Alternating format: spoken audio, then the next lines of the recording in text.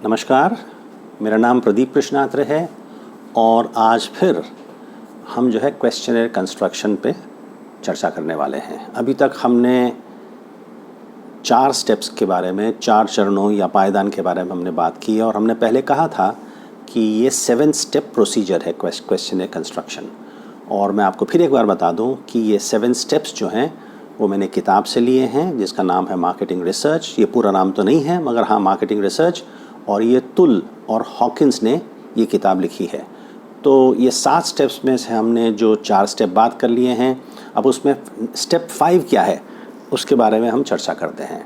तो देखिए, बड़ा इम्पॉर्टेंट ये स्टेप भी है और 5वें चरण पर या 5वें पायदान पर अपन ये बात करते हैं कि क्वेश्चनेर में जो क्वेश्चंस होते हैं उनकी सीक्वेंसिंग कैसे होनी चाहिए, अर्थात कौन सा सवाल पहले आना चाहिए, कौन सा सवाल बाद में आना चाहिए, और उसमें एक तार्किक संबंध होने चाहिए। तो ये अपने को समझना बहुत ज़रूरी है। और अगर ऐसा नहीं होगा तो फिर आप जो हैं अपने क्वेश्चनेर में एक एरर्स जो है वो इंट्रोड्यूस कर रहे हैं। तो इस बारे में भी आपको सावधान होना चाहिए। तो सबसे बड़ी बात क्या है? सबसे बड़ी बात यह है कि जब आप अपने क्वेश्चनेर में जब क्वेश्चंस आप शुरू करते हैं, जैसे पहला सवाल क्या पूछेंगे, दूसरा सवाल क्या पूछेंगे, तीसरा सवाल क्या पूछेंगे, तो ये जो शुरुआत के जो सवाल हैं ये बड़े सिंपल, साधारण होने चाहिए। इसमें किसी तरह की जटिलता नहीं होनी चाहिए। ये बड़े ऑब्जेक्टिव होने चाहिए और जहाँ तक मुमकिन हो उनको थोड़ा इंटरेस्टिंग या रोचक भी होने चाहिए। तो रोचक थोड़ा मुश्किल हो जाता है, डिपेंड करता है कि आप किस तरह की प्रश्नावली, किस विषय पर प्रश्नावली बना रहे हैं। मगर साधारण से मेरा मतलब ये है, सिंपल से मेरा मतलब ये है कि आप जनरली जो जिस तरह से प्रश्नावली शुरू होती है कि आपकी उम्र क्या है, आपका लिंग क्या है, आप कहाँ तक पढ़े हैं, आप क्या शादीशुदा हैं, इस तरह की बातें जो जिनको हम कहते हैं कि डेमोग्राफिक क्वेश्चंस, ये 6, 7, 8 क्वेश्चन होते हैं। इसके बारे में जो है आप तो ये जो है बड़े ही हार्मलेस तरह के क्वेश्चन होते हैं, मगर ये क्वेश्चन कई संदर्भों में बड़े महत्वपूर्ण भी होते हैं। और इसको अगर पाठक की या जो रेस्पोंडेंट की दृष्टि से सोचें तो इसको किसी तरह की समस्या नहीं होती है इसको भरने के लिए। तो ये बड़ा ज़रूरी होता है कि जब आप क्वेश्चनर बनाते हैं तो जो है आपकी शुरुआत जो है बड़ी हार्मलेस हो, बड़ी सिंपल हो। इन चीज़ों का आपको ध्यान देना चाहिए। तो और दूसरी बात, क्वेश्चनर जब आप बनाते हैं उनकी सीक्वेंसिंग में आपको हो सके तो ये करना चाहिए कि क्वेश्चनर्स में आप जो हैं ब्लॉक्स बना दें या हिस्से बना दें। जैसे शुरू के 6, 7, 8 सवाल डेमोग्राफिक होंगे, क्योंकि आप मास मीडिया से संबंधित हैं, कम्युनिकेशन के विषय में बात कर रहे हैं। तो आपका शायद अगला जो है ब्लॉक सेट ऑफ क्वेश्चंस जो हैं आपके वो मास मीडिया एक्सपोजर पे हो सकते हैं। तो आप पूछ सकते हैं कि आप कौन सा अखबार पढ़ते हैं, आप दिन में कितने देर अखबार पढ़ते हैं, आपके घर में कितने अखबार आते हैं, कौन से अखबार आते हैं, इस तरह के जनरली सवाल जो मास मीडिया। फिर टेलीविज़न के बारे में पूछ सकते हैं। अगर सोशल मीडिया के बारे में आपकी प्रश्नावली है तो ये निश्चित आपको सोशल मीडिया के बारे में कुछ सवाल पूछने चाहिए। तो ये सेकेंड ब्लॉक जो हो गया आपका डेमोग्राफिक क्वेश्चंस के बाद आपका हो गया सोशल मास मीडिया संबंधित या मीडिया संबंधित कुछ सवाल हो गए। वैसे ही तीसरा ब्लॉक किसी और विषय पर हो सकता है। तो आपको कहने का मतलब ये है कि एक ब्लॉक्स जब आप बनाते चलेंगे तो उस ब्लॉक से संबंधित सब सवाल जो है बिल्कुल आप जो है एक के बाद एक पूछते चले जाएंगे। तो ये बात आपको इसमें ध्यान देनी चाहिए।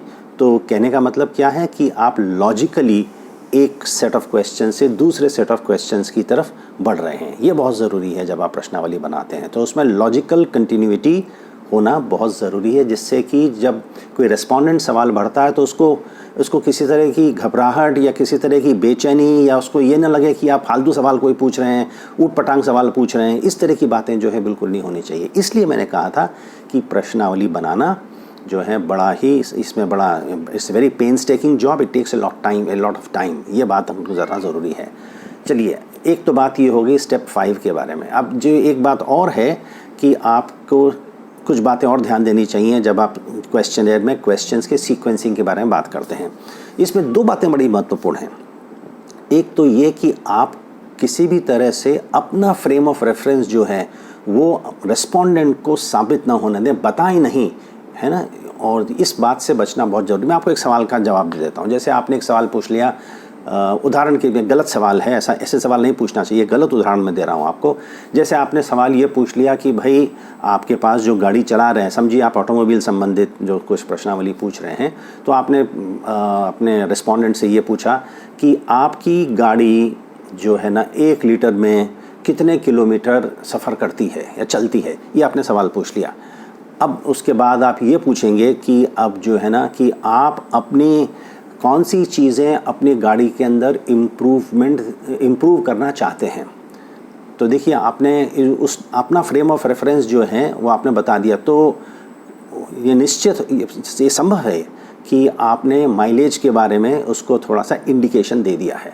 इस तरह की बात जो है फ्रेम ऑफ रेफरेंस, तो आप उसको तरह से बिल्कुल ये ना सुझाएं और अपने सवाल जब बनाते हैं तो इस बात का विशेष रूप से ध्यान दें कि आप इस तरह की कोई चीज़ जो है आप नहीं कर रहे हैं कि पहले आपने पूछ लिया कि भाई कितने लीटर जो है एक लीटर में कितने मील गाड़ी चलती है, और फिर दूसरी बात ये पूछ लें कि भाई आप अपनी गाड़ी में क्या क्या सुधार देखना चाहते हैं। तो निश्चित वो जवाब देगा फिर, क्योंकि वो कंडीशन हो गया है, तो वो जवाब देगा कि मैं अपनी माइलेज बढ़ाना चाहता हूँ। 1 लीटर में मैं अगर 2 या 3 या 5 या 10 किलोमीटर जाता हूँ तो भाई मैं उससे ज़्यादा जाना चाहूँगा। इस बात से आप बचें, क्योंकि आपने उसको इंडिकेशन दे दिया है। आखिरी बात है, जब आप क्वेश्चनर सीक्वेंसिंग के बारे में करने आते हैं तो आप अपने सवाल में किसी तरह का सजेस्ट नहीं करें कि इसका आंसर अगले सवालों में क्या हो सकता है। देखिए बड़ी महत्वपूर्ण बात है ये। जैसे मैं आपको फिर एक उदाहरण के द्वारा बताता हूँ कि आप कैसे इस बात को कर सकते हैं।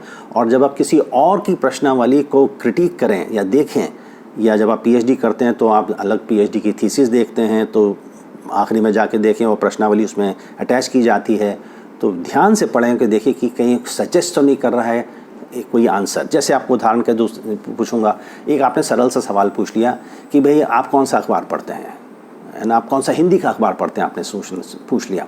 अब समझिए वो कहता है कि मैं दैनिक भास्कर पढ़ता हूँ। तो दैनिक भास्कर आप क्यों पढ़ते हैं, कि उसमें क्या है, उसका संपादकीय प्रश्न उतना बड़े विशेष रूप लिखते हैं, उसकी कवरेज ज़्यादा ऑल इंडिया की होती है, उसकी भाषा बड़ी अच्छी होती है। ये आपने कई तरह के सवाल जो है दैनिक भास्कर में पूछ लिए। अब आप फिर उस सवाल से पूछेंगे कि आप जो हैं कौन सा अखबार को प्रिफ़र करते हैं पढ़ने के लिए, है ना।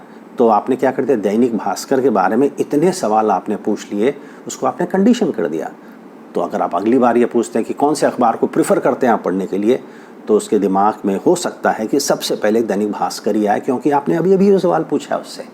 तो ये भी जो है सजेस्ट करता है आंसर, है ना, कि आपकी प्रश्नावली की आपके प्रश्न की सीक्वेंस क्या रही है, वो भी अगले सवाल को जो है प्रभावित कर सकता है, और इस बात से आपको बचना चाहिए।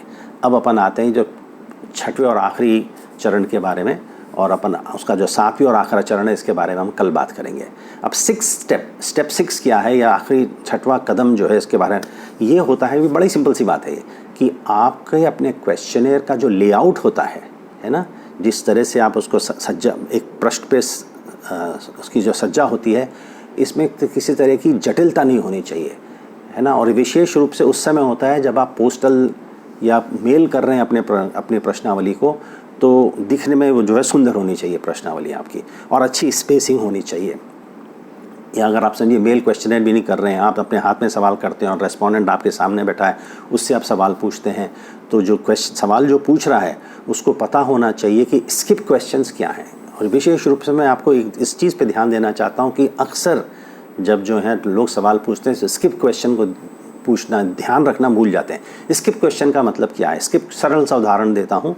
स्किप क्वेश्चन का मतलब ये है कि आपने पूछा कि भैया आप कौन सा अखबार पढ़ते हैं, तो आप उसने क्या आप हिंदी अखबार पढ़ते हैं, ये हमने एक सवाल ऐसे पूछा।